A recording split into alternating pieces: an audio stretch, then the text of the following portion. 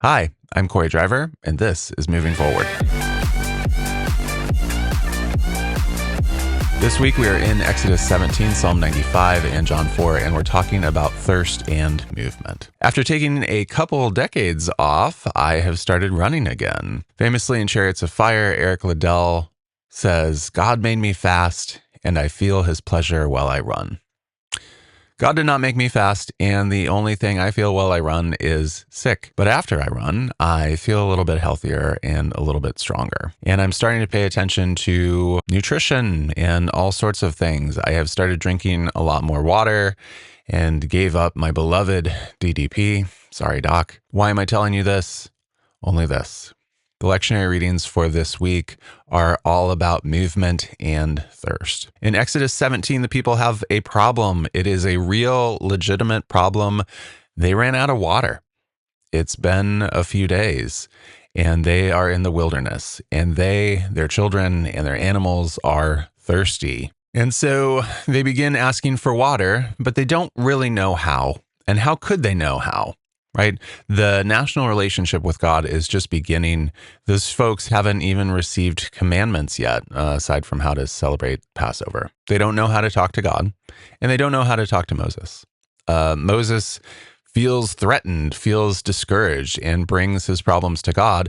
And God, at least in the text here in Exodus, doesn't seem to be that upset about it, but says, "I'll show you what to do." So God instructs Moses to make a little parade, to take some of the elders and pass in front of all the people and take the selfsame staff with which he hit the Nile and hit a rock and to produce water. And water gushes forth and all the people get to stay alive and drink the water. It's a good outcome, right?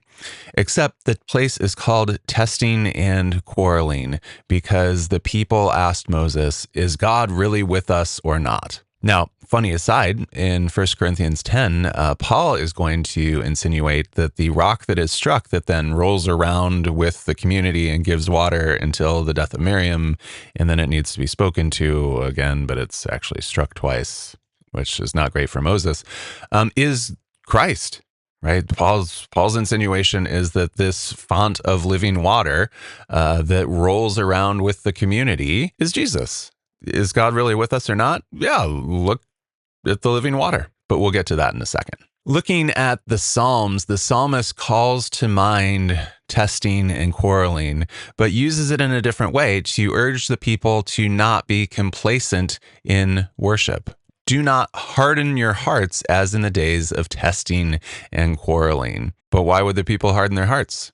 They might be refusing to engage bodily and wholeheartedly in worship. The first imperative verb of Psalm 95 is not come. It is go. It is walk. This is the same commandment given to Avram to leave the house of his father and go to the place where God would show him. Go. Get a move on. Don't just stand in your spot or sit in your seat. Like, start walking, start moving. And the psalmist is not looking for quiet, orderly singing. The verbs here are ranan, right? A shout, ruah, a war cry. Get loud. The people are to enter God's presence with movement and loud, boisterous worship. In this psalm, it is God who is thirsty for loud, movement-filled praise and worship, as if on the day of enthronement of a king. Now, hundreds of years later, Jesus is moving his body through Samaritan space. He came to a deep well, and he was thirsty. He asked a Samaritan woman to do the hard work of drawing water up from this deep well to give him a drink. She balked. Not because of her unwillingness, but because of her understandings of the sensibilities of Jews, right? Like, I could draw this water up for you, but I don't think you're going to drink it. I'm a Samaritan, and you are a Jew. Jesus turned the tables at this point and said that she should be asking him for living water. After Jesus made his case, the woman was certainly interested, but also a little skeptical.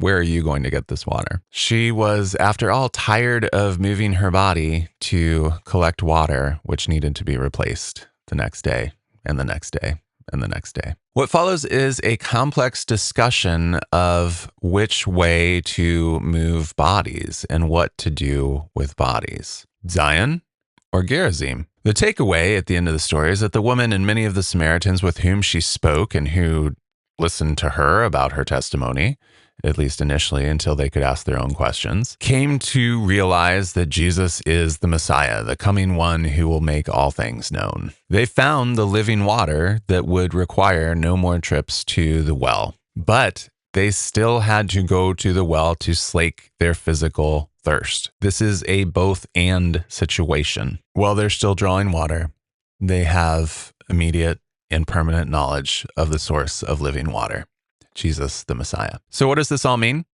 It's okay to be thirsty and to acknowledge our needs and the needs of others and to meet those physical needs. We can and should respond to those physical needs, but there's different responses. Some are healthy and some are less healthy. God welcomes cries of desperation and need and even complaint. Reading the Bible will help us with this. If we read the words of the prophets and the Psalms and even those red letters of Jesus, we hear about needs and complaints and desires that God would change God's mind. That all is totally inbound for the people who will follow God and God recognizes as God's servants. What God will not abide ever is tests. Is God with us or not? To ask the question is to fundamentally misunderstand who God is. Is God with us?